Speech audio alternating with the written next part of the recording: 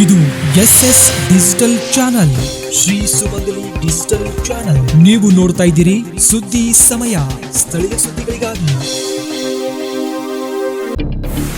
ಸುದ್ದಿ ಸಮಯದ ಪ್ರಾಯೋಜಕರು Mahalakshmi jewellers, gold hub, main road, Kalaburagi.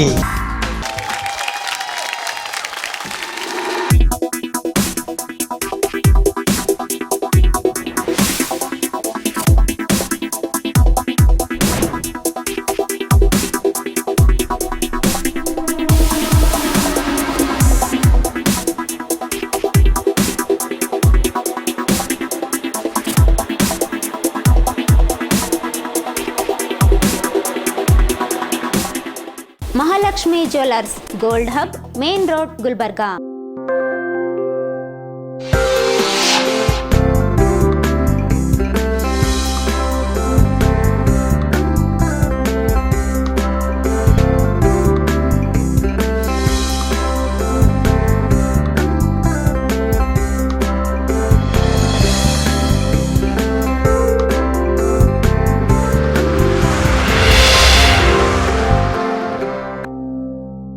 ಸುದ್ದಿ ಸಮಯಕ್ಕೆ ಸ್ವಾಗತ. ನಾನು RJ ಮಂಜು ಹಿರೋಳಿ. ಸಾಮಾನ್ಯವಾಗಿ ವಿಶ್ವದ ಪ್ರಭಾವಿ ವ್ಯಕ್ತಿಗಳ ಮೇಣದ ಪ್ರತಿಮೆಗಳನ್ನ ಲಂಡನ್ ಮ್ಯೂಸಿಯಂನಲ್ಲಿ ಇಡುವ ವಿಷಯ ಎಲ್ಲರಿಗೂ ಗೊತ್ತಿರುವ ವಿಷಯ. ಆದರೆ ಅಂಥದ್ದೇ ಒಂದು ಸಿಲಿಕಾನ್ ಪ್ರತಿಮೆ ಈಗ ಕಲಬುರಗಿ ನಗರಕ್ಕೆ ಕಾಲಿಟ್ಟಿದೆ. ಅರೆರೆ, ಅಷ್ಟಕ್ಕೂ ಆ ಪ್ರಭಾವಿ ವ್ಯಕ್ತಿ ಆದ್ರೂ ಯಾರು, ಆ ಪ್ರತಿಮೆ ಬಂದಿರೋದಾದ್ರೂ ಎಲ್ಲಿ ಅಂತ ಯೋಚನೆ ಮಾಡ್ತಾ ಇದ್ದೀರಾ? ಈ ಸುದ್ದಿ ನೋಡಿ ನಿಮಗೆ ಗೊತ್ತಾಗತ್ತೆ. ಕಲಬುರಗಿಯ ಐತಿಹಾಸಿಕ ಶ್ರೀ ಶರಣಬಸವೇಶ್ವರ ಸಂಸ್ಥಾನದ 8ನೆಯ ಪೀಠಾಧಿಪತಿಗಳು ಹಾಗೂ ರಾಷ್ಟ್ರಕಂಡ ಅಪ್ರತಿಮ ಶಿಕ್ಷಣ ತಜ್ಞರಾದ ಡಾಕ್ಟರ್ ಶರಣಬಸವಪ್ಪ ಅಪ್ಪಾಜಿ ಅವರನ್ನೇ ಹೋಲುವ ತದ್ರೂಪಿ ಸಿಲಿಕಾನ್ ಮೂರ್ತಿ ಶರಣ ಸಂಸ್ಥಾನವನ್ನ ಅಲಂಕರಿಸಿದೆ. ರಬಕವಿಯ ಖ್ಯಾತ ಮೂರ್ತಿ ನಿರ್ಮಾಪಕರಾಗಿರುವ ಆನಂದ ಬೀಳಗಿ ಈ ಮೂರ್ತಿಯನ್ನ ಸಿದ್ಧಪಡಿಸಿದ್ದು ಶರಣ ಸಂಸ್ಥಾನದ ದಾಸೋಹ ಮಹಾಮನೆಯ ಗದ್ದುಗೆಯ ಬಳಿ ಈ ಪುತ್ಥಳಿ ಪ್ರತಿಷ್ಠಾಪಿಸುವ ಕುರಿತು ಸಂಸ್ಥಾನದ ಮುಖ್ಯಸ್ಥರು ಹಾಗೂ ಹಿರಿಯರು ನಿರ್ಧಾರ ಕೈಗೊಂಡಿದ್ದಾರೆ. ಇತ್ತೀಚೆಗೆ ಶರಣ ಸಂಸ್ಥಾನಕ್ಕೆ ಆಗಮಿಸಿದ ಸಿಲಿಕಾನ್ ಪುತ್ಥಳಿಯನ್ನು ಶರಣಬಸವೇಶ್ವರ ವಿದ್ಯಾವರ್ಧಕ ಸಂಘದ ಚೇರ್ಮನ್ ಪೂಜ್ಯಶ್ರೀ ಡಾಕ್ಟರ್ ದಾಕ್ಷಾಯಣಿ ಅವ್ವಾಜಿ ಮತ್ತು ಸಂಘದ ಕಾರ್ಯದರ್ಶಿಗಳಾದ ಬಸವರಾಜ್ ದೇಶಮುಖ್ ಸೇರಿದಂತೆ ಸಂಸ್ಥಾನದ ಪ್ರಮುಖರು ಸಂಭ್ರಮದಿಂದ ಬರಮಾಡಿಕೊಂಡರು. ಸಿಲಿಕಾನ್ ಹಾಗೂ ಫೈಬರ್ ಗ್ಲಾಸ್ ಮಿಶ್ರಣದೊಂದಿಗೆ ಸಿದ್ಧಪಡಿಸಿರುವ ಈ ಅಪರೂಪದ ಪುತ್ಥಳಿ ಪೂಜ್ಯ ಡಾಕ್ಟರ್ ಶರಣಬಸವಪ್ಪ ಅಪ್ಪಾಜಿಯವರ ಪೂರ್ಣ ವ್ಯಕ್ತಿತ್ವದ ದಿಗ್ದರ್ಶನ ಮಾಡಿಸುವಂತಿದೆ. ಇನ್ನು ಈ ಪುತ್ಥಳಿಯನ್ನು ನೀರಿನಿಂದ ಸ್ವಚ್ಛಗೊಳಿಸಿದರೂ ಕೂಡ ಅದರ ಅಂದಚಂದಕ್ಕೆ ಯಾವುದೇ ಭಂಗ ಉಂಟಾಗುವುದಿಲ್ಲ. ಮೇಲಾಗಿ ಪುತ್ಥಳಿಗೆ ನಿಜ ಮಾನವರಂತೆ ಉಡುಗೆ ತೊಡುಗೆಯ ವ್ಯವಸ್ಥೆ ಮಾಡಬಹುದಾಗಿದೆ. ಹಾಗಾಗಿ ಡಾಕ್ಟರ್ ಶರಣಬಸವಪ್ಪ ಅಪ್ಪಾಜಿಯವರು ಧರಿಸುವ ಧಾರ್ಮಿಕ ತೊಡುಗೆ ತರಹೇವಾರಿ ರುದ್ರಾಕ್ಷಿ ಮಾಲೆಗಳನ್ನು ಪುತ್ಥಳಿಗೆ ಅಲಂಕರಿಸಬಹುದಾಗಿದೆ ಎಂದು ಸಂಸ್ಥಾನದ ಉನ್ನತ ಮೂಲಗಳು ತಿಳಿಸಿವೆ. ಮಹಾದಾಸೋಹಿ ಶ್ರೀ ಶರಣಬಸವೇಶ್ವರ ಸಂಸ್ಥಾನಕ್ಕೆ ನಿತ್ಯ ಲಕ್ಷಾಂತರ ಭಕ್ತರು ಭೇಟಿ ಕೊಟ್ಟು ತಮ್ಮ ಹರಕೆ ತೀರಿಸುತ್ತಾರೆ. ಕರ್ನಾಟಕ, ಮಹಾರಾಷ್ಟ್ರ, ಆಂಧ್ರ ಪ್ರದೇಶ, ತೆಲಂಗಾಣ ಸೇರಿದಂತೆ ರಾಷ್ಟ್ರದ ಬೇರೆ ಬೇರೆ ರಾಜ್ಯಗಳಿಂದ ಆಗಮಿಸುವ ಭಕ್ತರು ಶ್ರೀ ಶರಣಬಸವೇಶ್ವರರ ದೇವಾಲಯದಲ್ಲಿ ಪೂಜೆ ಸಲ್ಲಿಸಿ ಪುನೀತರಾಗುತ್ತಾರೆ. ಮುಂಬರುವ ದಿನಗಳಲ್ಲಿ ಭಕ್ತರಿಗೆ ಪೂಜ್ಯ ಡಾಕ್ಟರ್ ಶರಣಬಸವಪ್ಪ ಅಪ್ಪಾಜಿಯವರ ತದ್ರೂಪಿ ಸಿಲಿಕಾನ್ ಪುತ್ಥಳಿಯ ದರ್ಶನಕ್ಕೂ ಅವಕಾಶ ಕಲ್ಪಿಸಲಾಗುತ್ತದೆ ಎಂದು ಸಂಸ್ಥಾನದ ಉನ್ನತ ಮೂಲಗಳು ತಿಳಿಸಿವೆ. ಇದರಿಂದಾಗಿ ಭಕ್ತಗಣದಲ್ಲಿ ಭಾರಿ ಸಂತಸ ಮನೆ ಮಾಡಿದೆ. ಹಾಗಾದರೆ ನೀವು ಕೂಡ ಒಮ್ಮೆ ಶರಣ ಸಂಸ್ಥಾನಕ್ಕೆ ಭೇಟಿ ನೀಡಿ ಪೂಜ್ಯ ಡಾಕ್ಟರ್ ಅಪ್ಪಾಜಿಯವರ ತದ್ರೂಪಿ ಸಿಲಿಕಾನ್ ಪುತ್ಥಳಿಯನ್ನ ನೋಡುತ್ತೀರಾ ತಾನೆ? ಸುದ್ದಿ ಸಮಯ, ಕಲಬುರಗಿ. ಮತ್ತೊಮ್ಮೆ ಅವರು ಈ ಒಳ್ಳೆಯ ರೀತಿಯಾಗಿದೆ ಅಂತ ಚೆನ್ನಾಗಿ ಅಂದಿಗೋಸ್ಕರ ದೊಡ್ಡಪ್ಪ ಅಪ್ಪಾಜಿಯವ್ರದ್ದು ಮತ್ತು ಅವರ ತಮ್ಮವರಾದ ಲಿಂಗೈಕ್ಯ ಬಸವರಾಜಪ್ಪ ಅಪ್ಪಾಜಿಯವ್ರದ್ದು ಕೂಡ ಮಾಡಬೇಕಂತ ಹೇಳಿ ಅಪ್ಪವರು ತಿಳಿಸಿದ್ದಾರೆ. ಮತ್ತೊಮ್ಮೆ ನಮ್ಮ ಶಿಲ್ಪಿಯವರನ್ನು ಕರೆಸಿ ಮೂರ್ತಿಗಳನ್ನು ಮಾಡಲು ನಾವು ಅವರಿಗೆ ಕರೆಸ್ತೇವೆ ಅಂತ ಈ ಸಂದರ್ಭದಲ್ಲಿ ಹೇಳಲು ಬಯಸ್ತೇವೆ. ಸೇಮ್ ಅಪ್ಪಾಜಿಯವ್ರ ಥರನೇ ಚೆನ್ನಾಗಿ ಮಾಡಿದ್ದಾರೆ. ಬಹುಶಃ ಈ ಭಾಗದ ಅಂದರೆ ಉತ್ತರ ಕಲ್ಯಾಣ ಕರ್ನಾಟಕದಲ್ಲಿ ಪ್ರಪ್ರಥಮವಾಗಿ ಮಾಡಿದ್ದಾರೆ ಅಂತ ನನಗೆ ಅನಿಸ್ತದ. ಭಾಳ ಒಳ್ಳೆಯ ಕೆಲಸ ಮಾಡಿದ್ದಾರೆ ನಮ್ಮದು ಶಿಲ್ಪಿ. ಅದಕ್ಕೆ ಅವರಿಗೆ ನಾವು ತುಂಬ ಹೃದಯದ ಧನ್ಯವಾದವನ್ನು ಅರ್ಪಿಸುತ್ತೇವೆ. ಸಂಸ್ಥೆಯಿಂದ ಮತ್ತು ವಿದ್ಯಾವರ್ಧಕ ಸಂಘದಿಂದ ಮತ್ತು ಈ ನಾಡಿನ ಎಲ್ಲ ಜನರಿಂದ ಒಳ್ಳೆ ಕೆಲಸ ಮಾಡಿದ್ದಾರೆ ಅಂತೇಳಿ ಈ ಸಂದರ್ಭದಲ್ಲಿ ಹೇಳಲು. ಕಲಬುರಗಿ ಅಂದರೆ ಸಾಕು ಹಿಂದೂ ಮುಸ್ಲಿಂ ಭಾವೈಕ್ಯತೆಗೆ ಹೆಸರುವಾಸಿ ಎಂದು ಎಲ್ಲರೂ ಕರೆಯುತ್ತಾರೆ. ಈ ಹಿನ್ನೆಲೆಯಲ್ಲಿ ಕಲಬುರಗಿಯ ಸುಪ್ರಸಿದ್ಧ ಹಜರತ್ ಖಾಜಾ ಬಂದೆನವಾಜ್ ದರ್ಗಾದ 618ನೆಯ ಉರ್ಷೆ ಶರೀಫ್ನ ಸಂಭ್ರಮ ಎಲ್ಲೆಡೆ ಕಳೆ ಕಟ್ಟಿದೆ. ಈ ಹಿನ್ನೆಲೆಯಲ್ಲಿ ಅಖಿಲ ಭಾರತ ಕೈಗಾರಿಕಾ ವಸ್ತು ಪ್ರದರ್ಶನವನ್ನು ಕೂಡ ಏರ್ಪಡಿಸಲಾಗಿದೆ. ಈ ವಸ್ತು ಪ್ರದರ್ಶನವನ್ನು ಕಲಬುರಗಿಯ ಲೋಕಸಭಾ ಸದಸ್ಯರಾದ ಡಾಕ್ಟರ್ ಉಮೇಶ್ ಜಾಧವ್ ಅವರು ರಿಬನ್ ಕತ್ತರಿಸುವ ಮೂಲಕ ಉದ್ಘಾಟಿಸಿದರು. ಕಲ್ಯಾಣ ಕರ್ನಾಟಕ ಭಾಗದಲ್ಲಿ ಹಿಂದೂ ಮುಸ್ಲಿಂ ಭಾವೈಕ್ಯತೆಯ ಸಂಕೇತವಾಗಿ ಹೆಸರುವಾಸಿಯಾಗಿರುವ ಕಲಬುರಗಿಯ ಸುಪ್ರಸಿದ್ಧ ಹಜರತ್ ಖಾಜಾ ಬಂದೆನವಾಜ್ ದರ್ಗಾದ 618ನೆಯ ಉರ್ಸೆ ಶರೀಫ್ನ ಅಂಗವಾಗಿ ಅಖಿಲ ಭಾರತ ಕೈಗಾರಿಕಾ ವಸ್ತು ಪ್ರದರ್ಶನದ ಉದ್ಘಾಟನಾ ಸಮಾರಂಭವು ಖಾಜಾ ಬಜಾರ್ನಲ್ಲಿ ಜರುಗಿತು. ಈ ವಸ್ತು ಪ್ರದರ್ಶನವನ್ನು ಕಲಬುರಗಿಯ ಲೋಕಸಭಾ ಸದಸ್ಯರಾದ ಡಾಕ್ಟರ್ ಉಮೇಶ್ ಜಾಧವ್ ರವರು ರಿಬನ್ ಕತ್ತರಿಸುವ ಮೂಲಕ ಉದ್ಘಾಟಿಸಿದರು. ಈ ಸಂದರ್ಭದಲ್ಲಿ ಹಜರತ್ ಖಾಜಾ ಬಂದೆನವಾಜ್ ದರ್ಗಾದ ಸಜ್ಜಾದಾ ನಶೀನ್, ಹಜರತ್ ಡಾಕ್ಟರ್ ಸಯ್ಯದ್ ಶಾ ಖುಸ್ರೋ ಹುಸೇನಿ ಸಾಹೇಬ್, ಕರ್ನಾಟಕ ರಾಜ್ಯ ವಕ್ಫ್ ಬೋರ್ಡ್ನ ಚೇರ್ಮನ್ ಜನಾಬ್ ಎನ್.ಕೆ. ಮೊಹಮ್ಮದ್ ಶಫಿ ಅಲ್ಸಾದ್, ಕಲಬುರಗಿ ಉತ್ತರ ಮತಕ್ಷೇತ್ರದ ಶಾಸಕಿ ಖನೀಸ್ ಫಾತಿಮಾ, ಸೈಯದ್ ಮೊಹಮ್ಮದ್ ಅಲಿ ಅಲ್ ಹುಸೇನಿ, ಡಾಕ್ಟರ್ ಸೈಯದ್ ಮುಸ್ತಫಾ ಅಲ್ ಹುಸೇನಿ ಸೇರಿದಂತೆ ಇತರೆ ಅನೇಕ ಜನ ಗಣ್ಯ ವ್ಯಕ್ತಿಗಳು ಉಪಸ್ಥಿತರಿದ್ದರು. हमारे एमपी साहब, मैडम, एमएलए और शाफी सादी साहब चेयरमैन इफ्तिताह के लिए यहाँ तशरीफ़ ले आए और मैं इस वास्ते भी बहुत खुश हूँ कि 2 साल के बाद बड़ा अच्छा इनॉग्रेशन हुआ है हमारे मेहमानान ख़ुसूसी का।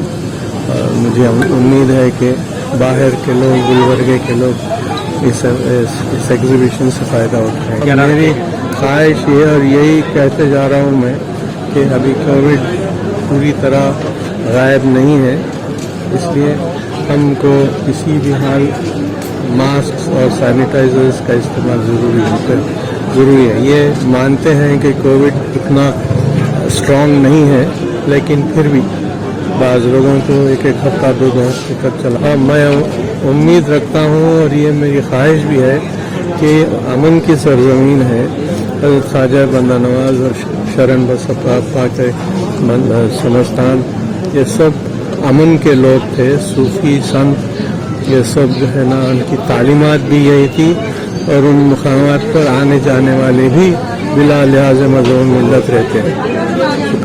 ಕರ್ನಾಟಕ ಸರ್ಕಾರದ ಕನ್ನಡ ಅಭಿವೃದ್ಧಿ ಪ್ರಾಧಿಕಾರದ ವತಿಯಿಂದ ಕನ್ನಡ ಅಭಿವೃದ್ಧಿ ಪ್ರಾಧಿಕಾರ 30 ಎಂಬ ವಿಷಯದ ಕುರಿತು ವಿಚಾರ ಸಂಕಿರಣವು ಕಲಬುರಗಿ ನಗರದ ಕನ್ನಡ ಭವನದಲ್ಲಿ ಜರುಗಿತು.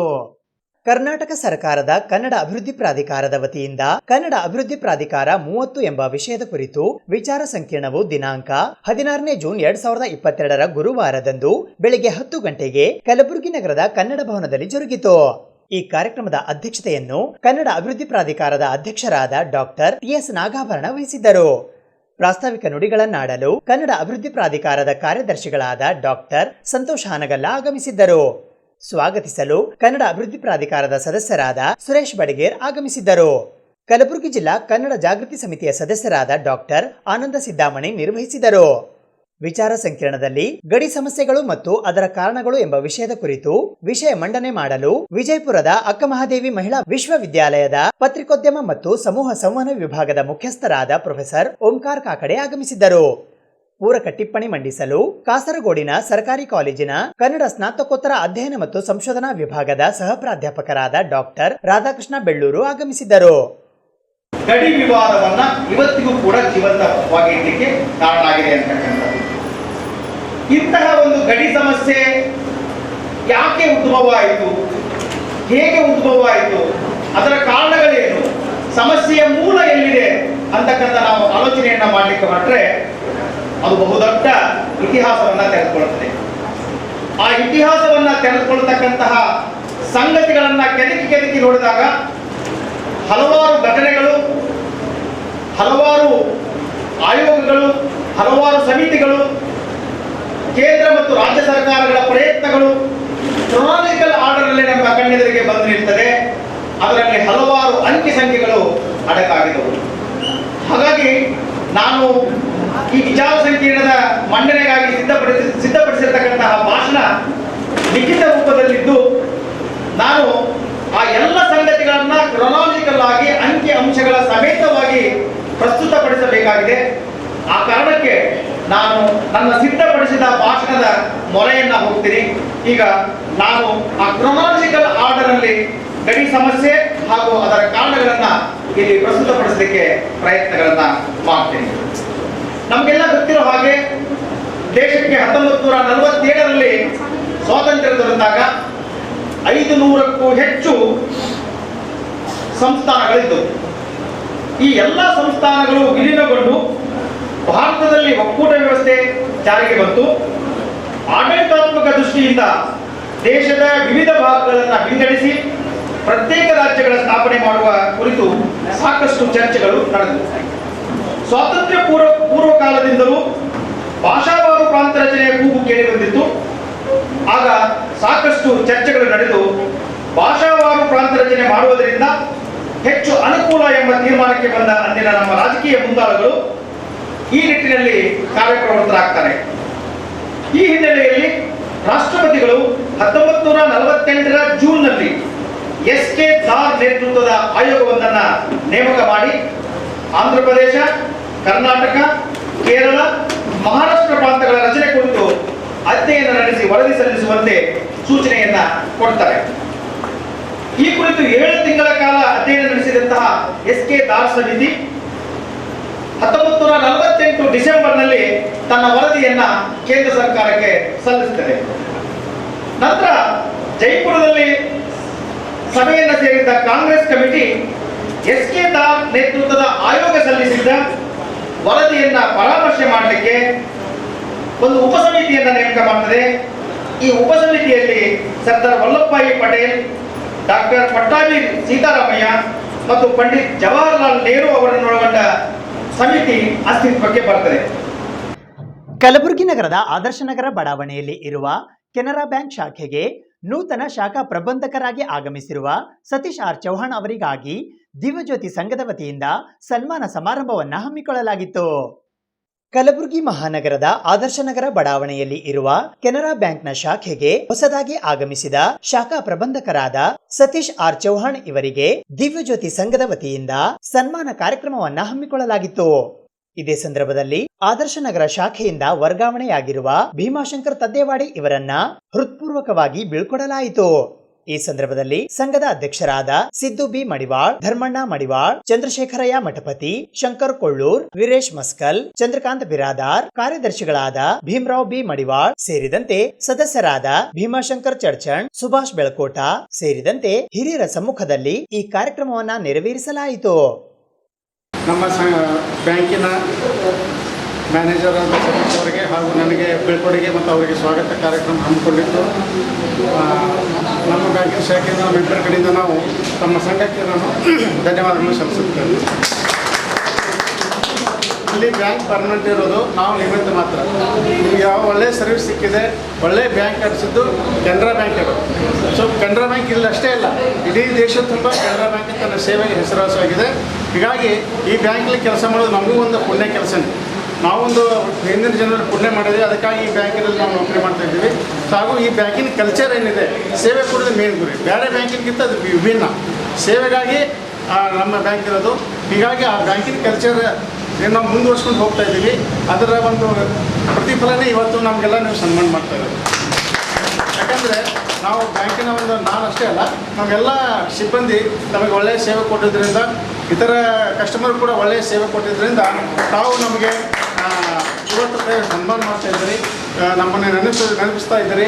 ಅದಕ್ಕಾಗಿ ನಾನು ನಮ್ಮ ಬ್ಯಾಂಕಿನ ವತಿಯಿಂದ ತಮಗೆ ನಾವು ಧನ್ಯವಾದಗಳನ್ನು ಅರ್ಪಿಸ್ತೇವೆ. ನಾನಿಲ್ಲಿ ಸನ್ಮಾನ ಕಾರ್ಯಕ್ರಮ ತಗೊಂಡಿಲ್ಲ.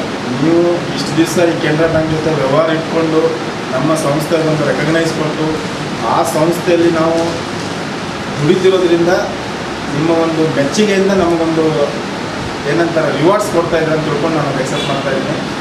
Thank you. ಯಾಕಂದರೆ ಈ ಸಂಘದಲ್ಲಿ ತುಂಬ ಜನ ಹಿರಿಯರಿದ್ದಾರೆ, ಎಲ್ಲ ವಯಸ್ಸು ಮೀನ್ಸ್ ಒಳ್ಳೆ ಇಂಟೆಲೆಕ್ಚುವಲ್ ಮೈಂಡ್ ಸೆಟ್ ಇದೆ. ನೀವು ಬಂದು ಈ ಥರ ನಮಗೆ ಲೆಸ್ಸಿಂಗ್ ಕೊಡೋದು ತುಂಬ ಮ್ಯಾಟರ್ ಆಗುತ್ತೆ. ಸರ್ ಹೇಳ್ದಂಗೆ ಕೆನರಾ ಬ್ಯಾಂಕ್ ಆಲ್ವೇಸ್ ಮನೆ ಗ್ರಾಹಕರ ಬಾಗಿಲಿಗಿದೆ. ನಮ್ಮ ಬ್ಯಾಂಕ್ ಹೇಗಿದೆ ಅಂದರೆ ನಿಮ್ಮ ಭಾವನೆಗಳ ಜೊತೆ ನಮ್ಮ ರೂಲ್ಸ್ ಇದ್ದಾವೆ. ಆ ಥರ ಒಂದು ಸರ್ವಿಸ್ ನಮ್ಮ ಕೆನರಾ ಬ್ಯಾಂಕಲ್ಲಿದೆ. ಆದರ್ಶ ನಗರ್ ಬ್ಯಾಂಕ್ ಎಲ್ಲ ಗ್ರಾಹಕರಿಗೆ ನಾನು ಒಂದೇ ಮಾತು ಹೇಳೋದು, B perfect with rules, demand for the rules. ಅದರಲ್ಲಿ ಯಾವುದೇ ಒಂದು ಕೊರತೆಗಳು ಇಟ್ಕೊಂಡು ಲೋನ್ ಕೊಡಿ ನಾನು ಕೊಡ್ತಿಲ್ಲ ಅನ್ನೋದು ನಿಮಗೆ ಏನು ಬೇಕು, ಎಷ್ಟು ಚೆನ್ನಾಗಿ ಫಿಟ್ ಇರ್ತೀರ, ನಾವು ₹1 ಕೊಡೋದಲ್ಲಿ ₹1.25 ಕೊಡ್ತೀವಿ. ಅದು ನಮ್ಮ ಹತ್ರ ಇರ್ತದೆ. ಆ ಒಂದು ಧೈರ್ಯದಿಂದ ಈ ಒಂದು ಸಣ್ಣ ಕಾರ್ಯಕ್ರಮ ಹಂಚಿ ನಮ್ಮ ವಿಠಲ್ ಸರ್ ಅವರ ಇದು ಮಡಿವಾಳ ಸರ್ ಅವರ ಅಧ್ಯಕ್ಷರಾಗಿ ಈ ಸಂಘಕ್ಕೆ ಏನು ಸಹಕಾರ ಬೇಕು, ಸಹಕಾರ ಮತ್ತು ಯಾವತ್ತೂ ಸಪೋರ್ಟಿವ್ ಇರ್ತೇವೆ ಅಂತ ಹೇಳ್ತಾ ನಮಗೊಂದು ಸಣ್ಣ ಕಾರ್ಯಕ್ರಮಕ್ಕೆ ಸನ್ಮಾನ ಮಾಡಿದ್ದಕ್ಕೆ ನಮಗೆಲ್ಲರಿಗೂ ಹೃದಯಪೂರ್ವಕ ಧನ್ಯವಾದಗಳು. ಬಟ್ ನಾನು 3ನೇ ಸಲ ತೊಗೊಂಡು ಮುದ್ರಲ್ಲ, 3 ಸಲ ಮುದ್ರ ತೊಗೊಂಡು ಕರೆಕ್ಟ್ ಕಟ್ಟಿನಿ, ಕರೆಕ್ಟ್ ತೊಗೊಂಡು ಅದಕ್ಕೆ ಕರೆಕ್ಟ್ ಯಾವ ತೊಗೊಂಡು ಅವ್ರು ಕಾನೂನು ಪ್ರಕಾರ ಏನು ಕ್ರಮ ಕೊಡೋದು ಅದ್ರ ಬಗ್ಗೆ ನಾವು 3 ಸಲ ತೊಗೊಂಡಿದ್ದೀನಿ. ಯಾವ್ದು ರಿಕ್ವೆಂಡ್ ಹಚ್ಚಿಲ್ಲ, ಯಾವುದು ಏನೂ ಮಾಡಿಲ್ಲ ಸರ್. ಬಂದೀನಿ ಮತ್ತು ಮೊನ್ನೆ 4ನೇದಲ್ಲಿ ಅಪ್ಲಿಕೇಶನ್ ಕೊಟ್ಟೀನಿ, ಜೂನ್ ಜುಲೈದಾಗ ಬರ್ರಿ ಅಂತ ಹೇಳ್ತಾರೆ. ಅದಕ್ಕೆ ಎಲ್ಲರೂ ಕರೆಕ್ಟ್ ಕಟ್ಟಿದ್ರೆ ಪಾಪ ಯಾವ ಬ್ಯಾಂಕ್ನವ್ರು ಏನು ತ್ರಾಸು ಕೊಡೋದು, ಕರೆಕ್ಟ್ ಕಟ್ಟ ತೊಗೊಂಡವ್ರು ಹೋದ್ರೆ ಆ ಕಡೆ 6 ತಿಂಗಳ 1 ವರ್ಷ ತನಕ ಬರಲ್ಲ ಅಂತಿದ್ರೆ ಅವ್ರಿಗೂ ತ್ರಾಸ ಆಗ್ತದೆ, ಒಟ್ಟೊಂದು ತ್ರಾಸ ಆಗ್ತದೆ. ಅದ್ರಲ್ಲಿ ಮತ್ತೊಬ್ಬರು ಪ್ರಾಮಾಣಿಕ ಇದ್ದವ್ರಿಗೆ ಸುದ್ದಿ ಇನ್ನು ಇವೆ, ಸದ್ಯಕ್ಕೆ ಬ್ರೇಕ್.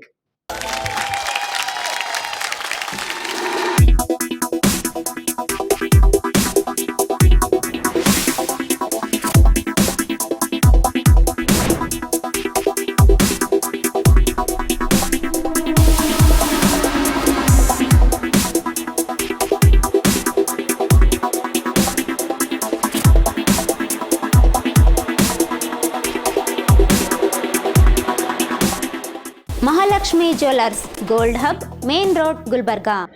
ದೇಶದಲ್ಲಿ ಹೆಚ್ಚುತ್ತಿರುವ ಹಿಂಸಾಚಾರದ ವಿರುದ್ಧ ಕ್ರಮ ಕೈಗೊಳ್ಳುವಂತೆ ಆಗ್ರಹಿಸಿ ವಿಶ್ವ ಹಿಂದೂ ಪರಿಷತ್ನ ವತಿಯಿಂದ ಇಂದು ಪ್ರತಿಭಟನೆ ನಡೆಸಲಾಯಿತು.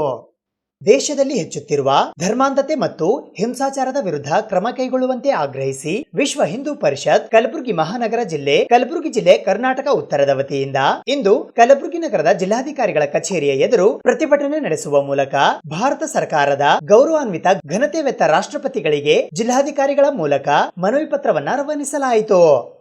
ಈ ಪ್ರತಿಭಟನೆಯಲ್ಲಿ ಮಹಾನಗರ ಕಾರ್ಯದರ್ಶಿಗಳಾದ ಶಿವರಾಜ ಸಂಗೊಳಗಿ, ಪ್ರಶಾಂತ್ ಗುಡ್ಡ, ಅಶ್ವಿನ್ ಕುಮಾರ್, ವಿಶ್ವ ಹಿಂದೂ ಪರಿಷತ್ನ ಪ್ರಾಂತ ಉಪಾಧ್ಯಕ್ಷರಾದ ಪೂಜ್ಯ ಶ್ರೀ ಲಿಂಗರಾಜಪ್ಪ ಅಪ್ಪಾಜಿ, ವಿಶ್ವ ಹಿಂದೂ ಪರಿಷತ್ನ ಪ್ರಾಂತ ಕಾರ್ಯಕಾರಿಣಿ ಸದಸ್ಯರಾದ ಸುರೇಶ್ ಹೆರೂರ್, ರಾಷ್ಟ್ರೀಯ ಸೇವಾ ಸಂಘದ ಪ್ರಾಂತ ಬೌದ್ಧಿಕ ಪ್ರಮುಖರಾದ ಕೃಷ್ಣ ಜೋಶಿ, ಸಾಗರ್ ರಾಠೋಡ್, ಶ್ರೀಶೈಲ್ ಮುಲುಗೆ, ಸಿದ್ದರಾಜ್ ಬಿರಾದಾರ್ ಸೇರಿದಂತೆ ಇತರೆ ಅನೇಕರು ಉಪಸ್ಥಿತರಿದ್ದರು.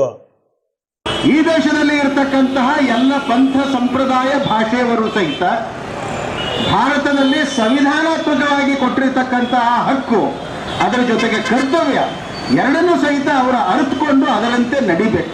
ಸರ್ಕಾರ ಮತ್ತು ನಾವು ಎಲ್ಲ ಜನನು ಸಹಿತ ಯಾರು ಅಸಂವಿಧಾನಿಕವಾಗಿ ನಡ್ಕೊಳ್ತಾರೋ ಅವರನ್ನ ಬಹಿಷ್ಕಾರನೂ ಮಾಡಬೇಕು, ಅವ್ರ ಮೇಲೆ ಕ್ರಮನೂ ತಗೋಬೇಕು. ಮೊನ್ನೆ ಹೇಳಿಕೆಯನ್ನ ಕೊಟ್ಟಿದ್ದಕ್ಕೋಸ್ಕರ ಪ್ರತಿಭಟನೆ ತಪ್ಪಲ್ಲ, ಪ್ರತಿಭಟನೆ ಮಾಡಬೇಕು. ಘೋಷಣೆಗಳನ್ನ ಕೂಗ್ತಾ ಮೆರವಣಿಗೆ ಮಾಡತಕ್ಕಂಥದ್ದು ಸರಿ, ಕಲ್ಲು ಹೊಡೆಯತಕ್ಕಂಥದ್ದು ಅದು ಅತ್ಯಂತ ಕೆಟ್ಟದಾಗಿರ್ತಕ್ಕಂತಹ ನಡವಳಿಕೆ. ಆಸ್ತಿಗಳ ಮೇಲೆ ಬೆಂಕಿ ಹಚ್ಚತಕ್ಕಂಥದ್ದು ಅತ್ಯಂತ ಕೆಟ್ಟದಾದಂತಹ ನಡವಳಿಕೆ. ನಮ್ಮ ವಿರೋಧ ಯಾಕೆ? ಪ್ರತಿಭಟನೆಗೆ ವಿರೋಧ ಅಲ್ಲ, ಶಿಕ್ಷೆ ಆಗಬೇಕು. ಅಂದ್ರೆ ಯಾರು ಗುಂಡಾಗಿರಿ ಮಾಡಿದಂಥವರಿಗೆ ಶಿಕ್ಷೆ ಆಗಬೇಕು. ಹಾಗೆ ನೋಡಿದರೆ ಉತ್ತರ ಪ್ರದೇಶದ ಸರ್ಕಾರ ಆ ರೀತಿ ಮಾಡಿದವರ ಅಕ್ರಮ ಆಸ್ತಿಗಳ ಮೇಲೆ ಬುಲ್ಡೋಜರ್ನ ಹಚ್ಚತಕ್ಕಂಥದ್ದು, ಜೆಸಿಬಿ ಕಾರ್ಯಾಚರಣೆಗಳನ್ನು ನಡೆಸತಕ್ಕಂಥದ್ದು. ಅನೇಕ ಅಲ್ಲಿ ಇರ್ತಕ್ಕಂತಹ ಪ್ರಮುಖ ಕಾರ್ಯಕರ್ತರು ಇಲ್ಲಿನೂ ಇದ್ದಾರೆ. ಕ್ಯಾಂಪಸ್ ಫ್ರಂಟ್ ಆಫ್ ಇಂಡಿಯಾ ಅಂತ ಹೇಳಿ ಕೇಳ್ತೀವಿ. ಕಾಲೇಜುಗಳಲ್ಲಿ ಈ ರೀತಿಯ ಜಿಹಾದಿ ಮಾನಸಿಕತೆಯನ್ನ ಹೆಚ್ಚು ಮಾಡತಕ್ಕಂತಹ ಕೆಲಸವನ್ನ ಮಾಡ್ತಾ ಇದ್ದಾರೆ. ಅದರ ಪರಿಣಾಮ ಏನು? ಲವ್ ಜಿಹಾದ್ ಕೆಲಸಗಳ ಹೆಚ್ಚಾಗುತ್ತೆ. ಲವ್ ಜಿಹಾದ್ ಮೂಲಕ ಅಂದ್ರೆ ಭಾರತದಲ್ಲಿ ಸಂವಿಧಾನದ ಚೌಕಟ್ಟಿನಲ್ಲಿ ನಡ್ಕೋಬೇಕು ಅನ್ನುವಂಥದ್ದನ್ನ ಸೂಚಿಸುವವರು, ಹೇಳುವವರು, ಕ್ರಮ ತಗೊಳ್ಳುವವರು ಯಾರು? ಈ ರೀತಿ ನಮ್ಮನ್ನ ಯಾರು ಏನ್ ಮಾಡ್ತಾರೆ? ನಾವು ಕಲ್ಲು ಹೊಡೆದರೂ ನಡೆಯುತ್ತೆ, ರಸ್ತೆ ಬಂದ್ ಮಾಡಿದರೂ ನಡೆಯುತ್ತೆ ಅಂತ ಹೇಳುವ ಮಾನಸಿಕತೆ ಇದ್ದವರಿಗೆ ಅವರಿಗೆ ಸರಿಯಾದ ರೀತಿಯಲ್ಲಿ ಪಾಠವನ್ನ ಸರ್ಕಾರ ಕಾನೂನಿನ ರೀತಿಯೊಳಗೆ ಕಲಿಸಬೇಕು ಅನ್ನೋದಕ್ಕೋಸ್ಕರ ಇವತ್ತಿನ ಧರಣಿ ಸತ್ಯಾಗ್ರಹ. ವಿಶ್ವ ಹಿಂದೂ ಪರಿಷತ್ ಕಲಬುರಗಿ ಮಹಾನಗರ ವತಿಯಿಂದ ಧರಣಿ ಸತ್ಯಾಗ್ರಹವನ್ನು ಹಮ್ಮಿಕೊಂಡಿದ್ದೇವೆ. ಕಾರಣ ಇಷ್ಟೇ, ದೇಶದಲ್ಲಿ ಜಿಹಾದಿ ಸಂಘಟನೆಗಳು ದೇಶದಲ್ಲಿ ಒಂದು ಅಶಾಂತಿ ವಾತಾವರಣವನ್ನು ನಿರ್ಮಾಣ ಮಾಡ್ತಿದ್ದಾರೆ. ವಿನಾಕಾರಣ ದೇಶದಲ್ಲಿ ಯಾವುದಾದ್ರೂ ಒಂದು ನೆಪ ಇಟ್ಕೊಂಡು ಹಿಜಾಬ್ ವಿವಾದ ಆಗಿರ್ಬೋದು, ಶ್ರೀರಾಮನ ಶೋಭಾಯಾತ್ರೆ ಟೈಮಿಗಾಗಿರ್ಬೋದು, ಹನುಮಾನ್ ಜಯಂತಿ ಕಾರ್ಯಕ್ರಮ ಟೈಮಿಗಾಗಿರ್ಬೋದು, ಇಂಥ ಪವಿತ್ರವಾದ ನಮ್ಮ ಹಬ್ಬಗಳ ದಿನದಲ್ಲೂ ದೇಶದಲ್ಲಿ ಒಂದು ಕಲ್ಲು ತೂರಿ ಅಶಾಂತಿ ವಾತಾವರಣ ನಿರ್ಮಾಡುವಂಥ ಕೆಲಸ ಈ ಜಿಹಾದಿಗಳು ಮಾಡಿದ್ದಾರೆ. ಅದರ ನಿಮಿತ್ತವಾಗಿ ಇಡೀ ದೇಶದಾದ್ಯಂತ ಬಜರಂಗಳ ಇವತ್ತು ಉಗ್ರವಾಗಿ ಖಂಡನೆ ಮಾಡ್ತಿದೆ. ಇದು ನಾವು ಇರೋದು ಹಿಂದೂ ಸನಾತನ ದೇಶದ ಆಚರಣೆ ವಿಚಾರಣೆಗಳಿಗೆ ಧಕ್ಕೆ ತರುವಂಥ ಕೆಲಸವನ್ನು ಇವತ್ತು ಜಿಹಾದಿ ಸಂಘಟನೆಗಳು ದೇಶದಲ್ಲಿ ನಡೀತಾ ಇದೆ. ಇದನ್ನು ತಕ್ಷಣವಾಗಿ ನಿಲ್ಲಿಸಬೇಕು. ನಿಲ್ಲಿಸದೆ ಹೋದರೆ ಬರುವಂಥ ದಿನದಲ್ಲಿ ಬಜರಂಗ ದಳ ಉಗ್ರವಾಗಿ ಖಂಡನೆ ಮಾಡಿ ಇದಕ್ಕೆ ತಕ್ಕ ಉತ್ತರ ಕೊಡುತ್ತೆ ಅಂತೇಳಿ ನಾವು ವಿಶ್ವ ಹಿಂದೂ ಪರಿಷತ್ ಕಲಬುರಗಿ ಮಹಾನಗರ ವತಿಯಿಂದ ಜಿಲ್ಲಾಧಿಕಾರಿಗಳಿಗೆ ರಾಷ್ಟ್ರಪತಿಗೆ ಜಿಲ್ಲಾಧಿಕಾರಿ ಮುಖಾಂತರ ರಾಷ್ಟ್ರಪತಿಗೆ ಮನವಿ ಮಾಡ್ತಿದ್ದೀವಿ. ವಿಶ್ವ ಹಿಂದೂ ಪರಿಷತ್ ಶಿವರಾಜ್ ಸಂಗೊಳ್ಳಿ ಕಾರ್ಯದರ್ಶಿ. ಮನೆ ಕೆಲಸಗಾರರನ್ನು ಸಾಮಾಜಿಕ ಭದ್ರತಾ ನಿಯಮದ ಅಡಿಯಲ್ಲಿ ಫಲಾನುಭವಿಗಳು ಎಂದು ಗುರುತಿಸುವಂತೆ ಆಗ್ರಹಿಸಿ ಕರ್ನಾಟಕ ಗೃಹ ಕಾರ್ಮಿಕರ ಯೂನಿಯನ್ನ ವತಿಯಿಂದ ಇಂದು ಪ್ರತಿಭಟನೆ ನಡೆಸಲಾಯಿತು. ಕರ್ನಾಟಕ ಸರ್ಕಾರ ಮನೆ ಕೆಲಸಗಾರರನ್ನು ಸಾಮಾಜಿಕ ಭದ್ರತೆ ಕರ್ನಾಟಕ ನಿಯಮ 2009ರಲ್ಲಿ ಫಲಾನುಭವಿಗಳೆಂದು ಗುರುತಿಸಬೇಕು ಮತ್ತು ಮನೆ ಕೆಲಸಗಾರರಿಗೆ ನ್ಯಾಯ ಮತ್ತು ಅವರ ಹಕ್ಕುಗಳು ಅವರಿಗೆ ಸಿಗುವ ದಿಕ್ಕಿನಲ್ಲಿ ಕ್ರಮ ವಹಿಸಬೇಕು ಎಂದು ಆಗ್ರಹಿಸಿ ಕರ್ನಾಟಕ ಗೃಹ ಕಾರ್ಮಿಕರ ಯೂನಿಯನ್ ಕಲಬುರಗಿಯ ವತಿಯಿಂದ ಇಂದು ಪ್ರತಿಭಟನೆ ನಡೆಸಲಾಯಿತು. ಈ ಪ್ರತಿಭಟನೆಯಲ್ಲಿ ಯೂನಿಯನ್ನ ಅಧ್ಯಕ್ಷರಾದ ಸಂಪತಾ ಸೇರಿದಂತೆ ಇತರೆ ಅನೇಕರು ಪಾಲ್ಗೊಂಡಿದ್ದರು. ನನ್ನ ಹೆಸರು ಮಾದೇವಿ, ಗೃಹ ಕಾರ್ಮಿಕ ಯೂನಿಯನ್ ಸಂಘದ ಅಧ್ಯಕ್ಷರಿದ್ದೀವಿ ನಾವು. ನಮಗೇನು ಪ್ರಾಬ್ಲಮ್ ಅಂದ್ರೆ ಮನೆ ಕೆಲಸ ಎಲ್ಲರಿಗೆ PF ಅದ, ESI ಅದ, ಆಯಿತು ಗುರುತಿನ ಚೀಟಿ ಕೊಟ್ರ ಎಲ್ಲರಿಗೆ ಎಲ್ಲ ಕೆಲಸ ಮಾಡೋರಿಗೆ ಕಾರ್ಮಿಕರಿಗೆ ಸೌಲಭ್ಯ ಅದ ಗೌರ್ಮೆಂಟ್ ಕಡೆಯಿಂದ. ಆದ್ರೆ ನಾವು ಮನೆ ಕೆಲಸ ಮಾಡೋರಿಗೆ ಈಗ ನಾವು 10-12 ವರ್ಷ ಆಯ್ತು ಹೋರಾಟ ಮಾಡ್ತಾ ಇದ್ದೀವಿ. ಇನ್ನು ಇವತ್ತಿಗೆ ಏನು ಸೌಲಭ್ಯನೇ ಸಿಕ್ಕಿಲ್ಲ. ಈಗ ಒಂದ್ಸಲ ಈಗ 2-3 ವರ್ಷದ ಹಿಂದ್ಗಡೆ ಒಂದು ಚಿಟ್ಟಿ ಕೊಟ್ರ ಆ ಚಿಟ್ಟಿ ಒಯ್ದ್ರೆ ಎಲ್ಲಿ ಕೆಲಸ ಆಗಲ್ಲಾಗ್ಯಾವ. ಸ್ಮಾರ್ಟ್ ಕಾರ್ಡ್ ಅಂತೇಳಿ ಕೊಟ್ಟಾರ, ಅದ್ರ ಮೇಲೆ ಎಲ್ಲಿ ಏನು ಕೆಲಸ ಆಗಲ್ಲಾಗ್ಯಾವ. ಸುಳ್ಳು ಆಶ್ವಾಸನೆ ಕೊಟ್ಟು ನಮ್ಗೆ ಆ ಕಾರ್ಡ್ ಕೊಟ್ರ ಅದ್ರ ಮೇಲೆ ನಮಗೇನು ಸೌಲಭ್ಯ ಇಲ್ಲ. ಅದಕ್ಕೆ ಈಗ ಎಲ್ಲ ಕಾರ್ಮಿಕರಿಗೆ ಆ ಥರ ಸೌಲಭ್ಯ ಕೊಟ್ಟಿರಿ ಸರ್ಕಾರದಿಂದ, ಆ ಥರ ನಾವು ಮನೆ ಕೆಲಸ ಮಾಡೋರಿಗೂ ಸೌಲಭ್ಯ ಬೇಕು. ESI ಬೇಕು, PF ಆಗಬೇಕು. ಆಯಿತು 60 ವರ್ಷ ಆದವ್ರನ್ನ ಇನ್ನೂ ದುಡಿತಾ ಇದ್ದಾರೆ, ಅವ್ರಿಗೆ ವಜಿಫಾ ಇಲ್ಲ, ವಜಿಫಾ ಆಗಬೇಕು. ನಮ್ಮ ಮಕ್ಕಳಿಗೆ ಶಾಲೆ ಸೌಲಭ್ಯ ಬೇಕು. ಪ್ರತಿಯೊಂದು ಗೋರ್ಮೆಂಟ್ದು ಏನೇನು ಸೌಲಭ್ಯಗಳು ಸಿಗ್ತಾವ ಅವು ಸಿಗಬೇಕು ನಮಗೆ ಮನೆ ಕೆಲಸ ಮಾಡೋರಿಗೆ. ನಮ್ಮ ಮನೆ ಕೆಲಸ ಮಾಡೋರಿಗೆ ಗೋರ್ಮೆಂಟ್ ಕಡೆ ಇನ್ನೂವರೆಗೆ ಯಾವುದೂ ಸೌಲಭ್ಯ ಸಿಕ್ಕಿಲ್ಲ. ಬರೇ ಲೇಬರ್ ಪಾರ್ಕ್ ಹಾಕ್ತಾರೆ, ಅದ್ರ ಮೇಲೆ ಏನು ಇದನ್ನೇ ಇಲ್ರಿ, ಸೌಲಭ್ಯನೇ ಇಲ್ರಿ. ಅವು ಐದು ದವಾಖಾನ್ಯಾಗ ತೋರಿಸಿದ್ರೆ ನಡೆಯಲಾಗ್ಯಾವ್ರಿ. ಆಯ್ತು ಇವು ಎಲ್ಲಾರ ಈಗ ಮೊನ್ನೆ ಕೊರೋನಾ ಬಂದಾಗ ಇದು ಬಂತಲ್ರಿ ಕಿಟ್ ಕೊಡೋದು, ಅವಾಗ ಸಹಿತ ತೋರಿಸಿದ್ರೆ ನಡೀಲಿಲ್ರಿ ಅವು ಕಾರ್ಡ್. ಇವು ಯಾರು ಕೊಟ್ರ ಏನು ಕೆಲಸದವ ಏನು ಅದು ಕಿಟ್ ಕೊಟ್ಟಾರ್ರಿ, ಅದು ನಮ್ಮ ಸಂಘಿನ ಕಡೆಯಿಂದ ತಂದು ಕೊಟ್ಟಾರ್ರಿ. ನಮಸ್ಕಾರ, ನನ್ನ ಹೆಸರು ಸಂಪತ. ನಾನು ಕರ್ನಾಟಕ ಗೃಹ ಕಾರ್ಮಿಕರ ಒಕ್ಕೂಟ ಕಲಬುರಗಿ ಅಧ್ಯಕ್ಷ ಇದ್ದೀನಿ. ಮನೆ ಕೆಲಸಗಾರ ಹೋರಾಟ ಮಾಡ್ತಾ 12 ವರ್ಷ ಆಯಿತು. ಕಟ್ಟಡ ಕಾರ್ಮಿಕರಿಗೆ ಏನೆಲ್ಲ ಸರ್ಕಾರ ಸೌಲಭ್ಯ ಕೊಡುತ್ತದೆ ಅದು ಮನೆ ಕೆಲಸಗಾರರಿಗೆ ಯಾವುದು ಸರ್ಕಾರ ಸೌಲಭ್ಯ ಸಿಗ್ತಾ ಇಲ್ಲ. ಯಾಕಂದರೆ ಮನೆ ಕೆಲಸ ಮಾಡೋರಿಗೆ ಕನಿಷ್ಠ ವೇತನ ಸರ್ಕಾರದಿಂದ ಕನಿಷ್ಠ ವೇತನ 8 ತಾಸು 10 ತಾಸು ಮಾಡಿದರೆ ಅದನ್ನು ಕೂಡ ಸರ್ಕಾರ ಜಾರಿಗೆ ಮಾಡಿಲ್ಲ. ಸ್ಮಾರ್ಟ್ ಕಾರ್ಡ್ ಸರ್ಕಾರ ಕೊಟ್ಟಿದೆ, ಅದರ ಮೇಲೆ ನಿಮಗೆಲ್ಲ ಪೆನ್ಷನ್ ಕೊಡ್ತೀನಿ ಎಲ್ಲ ಕೊಡ್ತೀನಿ ಅಂತ ಆಸೆ ತೋರಿಸಿದ್ದಾರೆ. ಆದರೆ ಇನ್ನವರೆಗೆ ಯಾವುದೂ ಸಿಕ್ಕಿಲ್ಲ. ಸರ್ಕಾರ ನಮಗೆ ಏನು ಮಾಡಬೇಕು, ಕನಿಷ್ಠ ವೇತನ 60 ವಯಸ್ಸಾಯ್ತಂದರೆ ಪೆನ್ಷನ್ ಕೊಡಬೇಕು, ಮಕ್ಕಳಿಗೆ ಎಜುಕೇಷನ್ ಕೊಡಬೇಕು, ಆರೋಗ್ಯ ಸಲಹೆ ಕೊಡಬೇಕು. 12 ವರ್ಷದಿಂದ ನಾವು ಹೋರಾಟ ಮಾಡ್ತಾಯಿದ್ದೀವಿ, ಸರ್ಕಾರ ನಮಗಾಗಿ ಏನೂ ಜಾರಿಗೆ ತರ್ತಾ ಇಲ್ಲ. ನಾವು ಯಾಕೆ ಮಾಡ್ತಾಯಿದ್ದೀವಿ ಅಂದರೆ ನಮಗೆ ಗೌರವಿಸಬೇಕು. ಮನೆ ಕೆಲಸ ಮಾಡೋ ಅಂದರೆ ಘನತೆ ಗೌರವ ನಮಗೂ ಕೂಡ ಸಿಗಬೇಕು ಅನ್ನೋದೇ ನಮ್ಮ ಉದ್ದೇಶ. ಆದರೆ ಮನೆ ಕೆಲಸ ಮಾಡೋರು ಯಾರು ಗುರುತಿಸಿಲ್ಲ. ಇನ್ನತ್ತನ ಮನೆ ಕೆಲಸರು ಗುರುತಿಸಬೇಕು. ಇವರು ಕಾರ್ಮಿಕರು ಇದ್ದಾರೆ, ಇವರು ಮನೆ ಕೆಲಸ ಮಾಡ್ತಾರೆ, ಇವ್ರಿಗೂ ಪೆನ್ಷನ್ ಸಿಗಬೇಕು, ಆಯಿತು ದುಡಿತಕ್ಕ ಸಂಬಳ ಸಿಗಬೇಕು ಅನ್ನೋರು ಆಸೆ ಇರುತ್ತೆ. ಮಕ್ಕಳಿಗೆ ಶಿಕ್ಷಣ ಕೊಡಬೇಕು. ಮನೆ ಕೆಲಸ ಮಾಡೋರು ಮನೆ ಇಲ್ಲ, ಎಷ್ಟು ವರ್ಷದಿಂದ ಮನೆ ಬಾಡಿಗೆಯಲ್ಲಿದ್ದಾರೆ, ಅವರು ಮನೆ ಇಲ್ಲ, ದುಡ್ದಿದ್ದೆಲ್ಲ ಮನೆ ಬಾಡಿಗೆ ಕೊಟ್ಟ ಮೇಲೆ ಅವ್ರು ಬದುಕಲಿಕ್ಕೆ ದಾರಿನೇನು ಬೇರೆ ಇಲ್ಲ. ಗುಲ್ಬರ್ಗಾದಲ್ಲಿ ಯಾವುದೂ ಕಂಪನಿ ಇಲ್ಲ ಮಳೆ ಸಲುವಾಗಿ. ಸರ್ಕಾರ ನಮಗಾಗಿ ಏನು ಮಾಡ್ತಾ ಇದೆ, ಏನೂ ಮಾಡ್ತಾ ಇಲ್ಲ. ಸರ್ಕಾರ ನಾವು ಮಾಡಬೇಕಂತೆ ನಮ್ಮ ಬೇಡಿಕೆಗಳನ್ನು ಇವತ್ತಿನ ದಿವಸ DC ಹತ್ರ ನಮ್ಮ ಮನವಿ ಪತ್ರಿಕೆಯನ್ನು ಕೊಡ್ತಾ ಇದ್ದೀವಿ.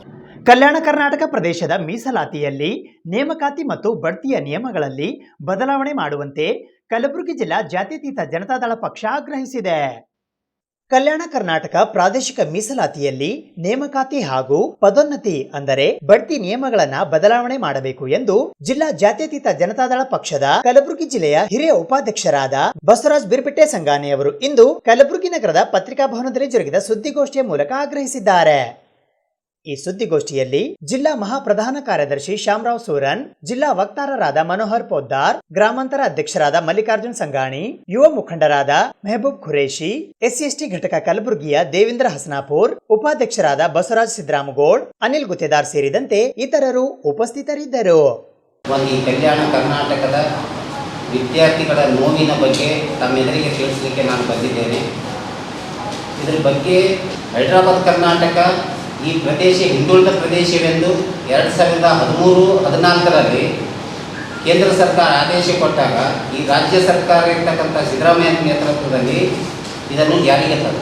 371J ಜಾರಿಗೆ ಬಂದ ನಂತರ ಇಲ್ಲಿಯವರೆಗೆ ಈ ರಾಜ್ಯದ ಒಂದು ಕಲ್ಯಾಣ ಕರ್ನಾಟಕ, ಹಳೆಯ ಹೈದರಾಬಾದ್ ಕರ್ನಾಟಕ, ಈಗಿನ ಕಲ್ಯಾಣ ಕರ್ನಾಟಕ, ಯಡಿಯೂರಪ್ಪನವರ ನೇತೃತ್ವದಲ್ಲಿ ಇದಕ್ಕೆ ಹೊಸ ನಾಮಕರಣ ಮಾಡಿ ಕಲ್ಯಾಣ ಕರ್ನಾಟಕವಾದ ನಂತರ ಇದಕ್ಕಿಂತ ಮುಂಚಿತವಾಗಿ ನೇಮಕವಾಗುವ ಈ ವಿದ್ಯಾರ್ಥಿಗಳನ್ನು ನೇಮಕವಾಗುವ ಪ್ರಸಂಗ ಯಾವ ರೀತಿ ಇತ್ತು ಮತ್ತು ಪದೋನ್ನತಿ ಅಂದ್ರೆ ಒಂದು ಯಾವುದೇ ಜಾಬ್ನಲ್ಲಿರ್ತಕ್ಕಂಥವ್ರು ಬಡ್ತಿ ಹೊಂದಬೇಕಾದ್ರೆ ರಿಸರ್ವೇಷನ್ ಈ ಕಲ್ಯಾಣ ಕರ್ನಾಟಕಕ್ಕೆ ಎಷ್ಟು ಮಟ್ಟಿಗೆ ಕೊಡ್ತಾ ಇದ್ರು ಅನ್ನೋದ್ರ ಬಗ್ಗೆ ತಮ್ಮೆಲ್ಲರಿಗೂ ನಾನು ತಿಳಿಸಿದ್ದೆ. ಇದನ್ನು ತಮ್ಮೆಲ್ಲರಿಗೆ ಸ್ವಲ್ಪ ಓದಿ ಇದು ಮಾಡ್ತೇನೆ.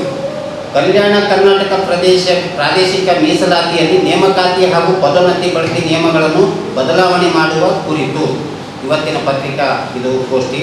2013-14ರಲ್ಲಿ ಹೈದರಾಬಾದ್ ಕರ್ನಾಟಕದ ಪ್ರದೇಶದಲ್ಲಿ ಬರುವ ಸದ್ಯ ಮೊದಲ 5 ಜಿಲ್ಲೆ ಇದ್ದು ಈ ಸದ್ಯದ ಪರಿಸ್ಥಿತಿಯಲ್ಲಿ 7 ಜಿಲ್ಲೆಗಳು ಹಿಂದುಳಿದ ಪ್ರದೇಶವಾಗಿರುವುದರಿಂದ ಈ ಜಿಲ್ಲೆಗಳನ್ನು ಕೇಂದ್ರ ಸರ್ಕಾರ 371J ಅಡಿಯಲ್ಲಿ ವಿಶೇಷ ಸವಲತ್ತುಗಳನ್ನು ನೀಡಲಾಗಿದೆ.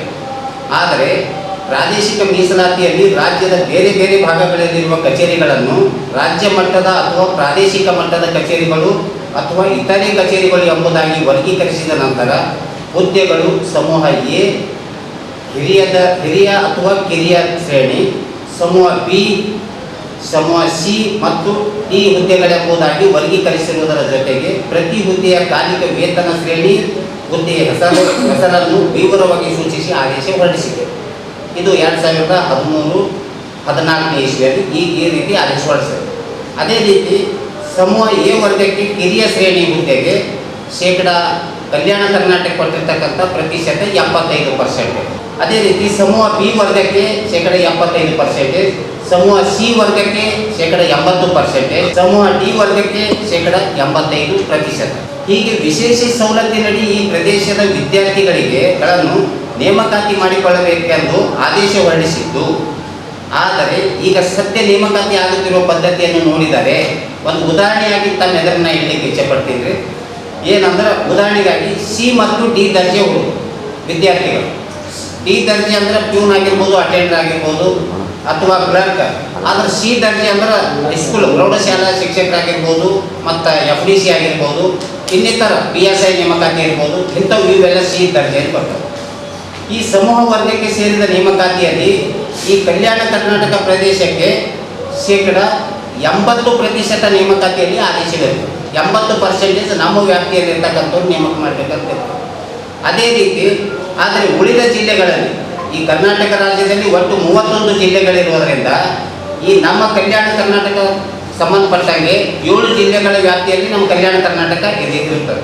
ಅದೇ ರೀತಿ ಉಳಿದ 24 ಜಿಲ್ಲೆಗಳಿಂದ ಬರ್ತಕ್ಕಂಥ ವಿದ್ಯಾರ್ಥಿಗಳಿಗೆ 20% ವಿಶೇಷವಾಗಿ ಸವಲತ್ತು ಕೊಟ್ಟಿದ್ದಾರೆ. ಅದಕ್ಕೆ ನಾ ಈಗ ಕೇಳ್ತಾ ಇದ್ದೀನಿ ಸರ್ಕಾರಕ್ಕೆ, ಈ 20% ಕೊಡ್ತಾ ಇದ್ದೀರಿ, ಇದು ಅವರಿಗೆ ಮೀಸಲಾತಿ ಕೊಟ್ಟಂಗೆ ಬೇರೆ ಜಿಲ್ಲೆಯವರಿಗೆ. ಈ ಕಲ್ಯಾಣ ಕರ್ನಾಟಕದಲ್ಲಿ ಇರ್ತಕ್ಕಂಥ 7 ಜಿಲ್ಲೆಯಲ್ಲಿ ಇರ್ತಕ್ಕಂಥವರಿಗೆ 80% ರಿಸರ್ವೇಷನ್ ಕೊಟ್ಟಿದ್ರಿ, 80% ನಮ್ಮ ರಾಜ್ಯದಲ್ಲಿ ಕಲ್ಯಾಣ ಕರ್ನಾಟಕದಲ್ಲಿ ನೇಮಕಾತಿ ಆಗಬೇಕು. ಅದೇ ರೀತಿ 20% ಏನಂತ ಅಖಂಡ ಕರ್ನಾಟಕ ಅಂದ್ರೆ 31 ಜಿಲ್ಲೆಗಳಲ್ಲಿ ಸೇರಿಸಿ 20% ನೇಮಕಾತಿ ಆಗಬೇಕಾಗಿದೆ. ಉದಾಹರಣೆಗಾಗಿ ನಿಮಗೆ ನಾನು ಹೇಳ್ತೀನಿ, ರಾಜ್ಯ ಸರ್ಕಾರದಲ್ಲಿ ಒಂದು 100 ಹುದ್ದೆಗಳ ನೇಮಕಾತಿ ಮಾಡಬೇಕಾಗಿದೆ. 100 ಹುದ್ದೆಗಳ ನೇಮಕಾತಿ ಮಾಡಬೇಕಾದ್ರೆ ಸರ್ಕಾರದ ಒಂದು ಅಧಿಸೂಚನೆ ಹೊರಡಿಸ್ತಾರೆ. ಇದರಲ್ಲಿ ರಿಸರ್ವೇಷನ್ 50% ರಿಸರ್ವೇಷನ್ ಕೊಡಬೇಕು. ಅದರಲ್ಲಿ ಉದಾಹರಣೆಗಾಗಿ ನಿಮಗೆ ಹೇಳ್ತೀನಿ, SC ST 18%, SC 15, ST 13%. ಅದೇ ರೀತಿ BCA 15%, BCB 4%, BCA 3%, ಒಟ್ಟು ಟೋಟಲ್ 50% ರಿಸರ್ವೇಷನ್ ಕೊಟ್ಟರು. ಈ 50% ರಿಸರ್ವೇಷನ್ ಮೀಸಲಾತಿಯಲ್ಲಿ ನೇಮಕ ಮಾಡಿದ ನಂತರ ಉಳಿದ 50% ಜನರಲ್ ಹುದ್ದೆಗಳಿಗೆ ಈ ಮೀಸಲಾತಿಯಲ್ಲಿ ಇದ್ದವರು ಕೂಡ ಅದಕ್ಕೆ ಅರ್ಹರಾಗ್ತಾರೆ. ಜನರಲ್ದಲ್ಲಿ ಯಾವ ರೀತಿ ಅಂದರೆ ಎಲ್ಲ ಜನರು ಕೂಡ 50% ನೇಮಕಾತಿ ಮಾಡಬೇಕು. ರಾಜ್ಯ ಸರ್ಕಾರ ಈ ರೀತಿ ನೇಮಕ ಮಾಡುತ್ತಿರುವ ಸಂದರ್ಭದಲ್ಲಿ ನಮ್ಮ ಕಲ್ಯಾಣ ಕರ್ನಾಟಕದಲ್ಲಿ 80% ನಮಗೆ ರಿಸರ್ವೇಷನ್ ನೀವು ಕೊಟ್ಟಿದ್ರಿ. 80% ರಿಸರ್ವೇಷನ್ ಆದ ನಂತರ 20% ನೀವು ಯಾಕೆ ಬೇರೆದವ್ರಿಗೆ ಕೊಡ್ತಾ ಇದ್ದೀರಿ? ಇಡೀ ಕರ್ನಾಟಕದ 31 ಜಿಲ್ಲೆಗಳ ವಿದ್ಯಾರ್ಥಿಗಳಿಗೆ ಅನುಕೂಲ ಆಗುತ್ತೆ ನೀವು ಮಾಡಿ ಅಂತ ನಂದು ಆಗ್ರಹ. ಕರಿಯರ್ ಜಂಕ್ಷನ್ 2022 ಕಾರ್ಯಕ್ರಮದ ಕುರಿತು ಮೊಹಮ್ಮದ್ ಜಮೀರ್ ಹುಸೇನ್ ಅವರು ಇಂದು ಪತ್ರಿಕಾಗೋಷ್ಠಿಯ ಮೂಲಕ ಮಾಹಿತಿ ನೀಡಿದ್ದಾರೆ.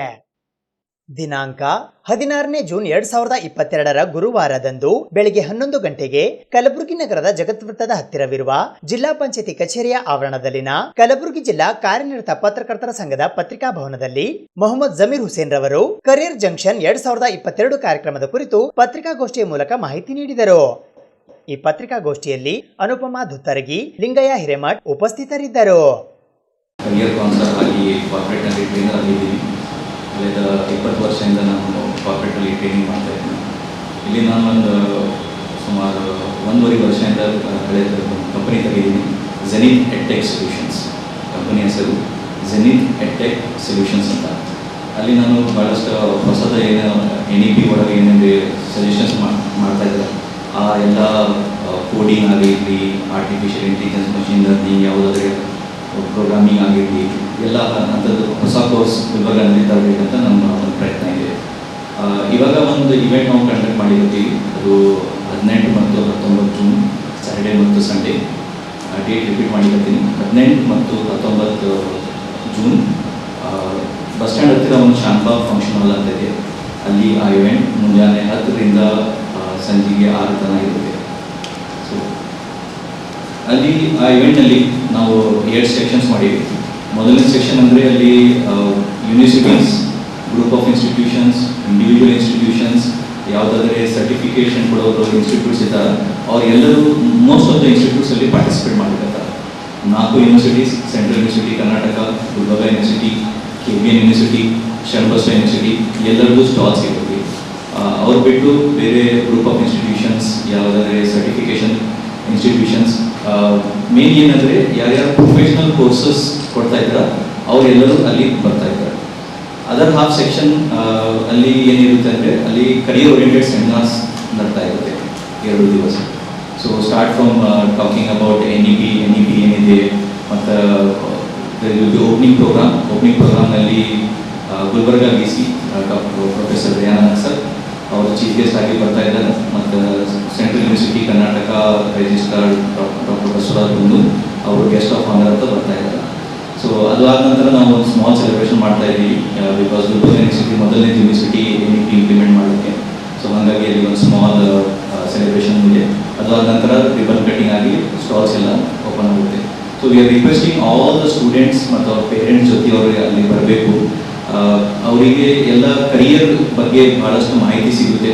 ಮತ್ತು ಗುಲ್ಬರ್ಗನಲ್ಲಿ ಯಾವ್ಯಾವ ಪ್ರೊಫೆಷನಲ್ ಕೋರ್ಸಸ್ ಅವ್ರು ಪರ್ಸ್ಯೂ ಮಾಡ್ಬೋದು, ಅದು ಎಲ್ಲ ಇನ್ಫಾರ್ಮೇಷನ್ ಅವರಿಗೆ ಅಂಡರ್ ಒನ್ ಗ್ರೂಪ್ ಎಲ್ಲ ಇನ್ಫಾರ್ಮೇಷನ್ ಅಲ್ಲೇ ಸಿಗುತ್ತೆ. ಅಪಾರ್ಟ್ ಫ್ರಮ್ ದ್ಯಾಟ್ ಆಲ್ಸೋ ಬೇರೆ ಯಾವ್ಯಾವ ಲೈಕ್ ಏನು ಜಾಬ್ಸ್ ಇದೆ, ಯಾವ ಜಾಬ್ಸ್ನಲ್ಲಿ ಅವರಿಗೆ 1 ಲಕ್ಷಕ್ಕಿಂತ ಜಾಸ್ತಿ ಸಂಬಳ ಸಿಗ್ಬೋದು. ಓಕೆ, ಅದು ಎಲ್ಲ ಮಾಹಿತಿ ನಾವೆಲ್ಲ ಅಲ್ಲಿ ಕೊಡ್ತಾ ಇದ್ದೀವಿ. ಅದರ ಜೊತೆ ಲಾಸ್ಟಿಗೆ ಒಂದು ಸ್ಕಾಲರ್ಶಿಪ್ ಬಗ್ಗೆ ಇನ್ಫಾರ್ಮೇಷನ್ ಕೊಡ್ತಾ ಇದ್ದೀವಿ.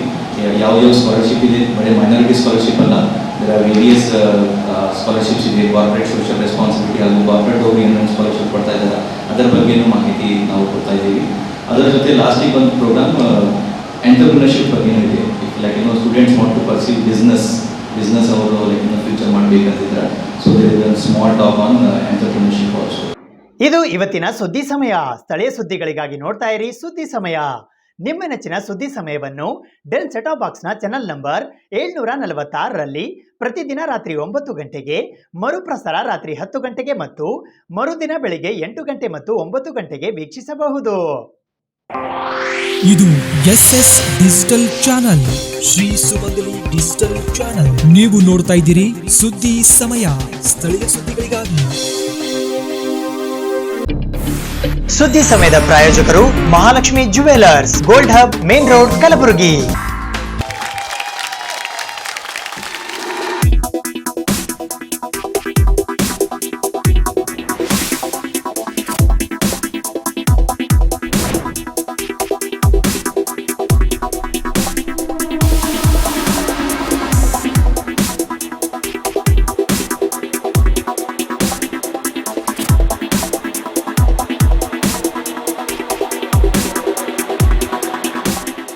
Mahalakshmi jewellers, gold hub, main road, Gulbarga.